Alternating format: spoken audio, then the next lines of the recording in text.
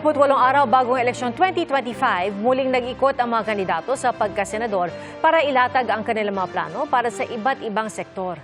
Ating saksihan.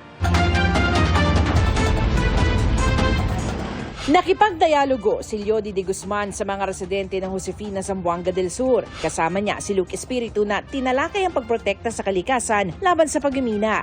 Diniin ni Senador Bongo sa mga opisyal na protektahan ang taong bayan. Kahalagahan ng papel ng barangay officials ang binigyang pansin ni Amy Marcos. Habang suporta at proteksyon naman sa kanila ang sinulong ni Manny Pacquiao.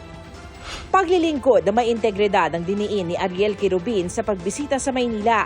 Pagtulong sa mga magsasaka at mangingisda ang pinangako ni Tito Soto sa Capiz. Nagpaalala si Senador Francis Tolentino na huwag maniwala sa fake news. Benepisyo para sa barangay workers ang sinulong ni Camille Villar sa Cebu City. Habang pag-alis naman sa VAT sa kuryente ang tinalakay ni Benhur Abalos. Suporta sa vendors at maliliit na negosyo ang pinangako ni Bam Aquino sa Pangasinan. Pagprotekta sa maliliit na mangingisda ang sinulong ni Ronel Arambulo sa Iloilo. Dagdag pondo sa mga paaralan ang binahagi ni Franz Castro sa pag-iikot sa Aklan. Pagsuporta sa women empowerment ang inihayag ni Senadora Pia Cayetano sa Cavite.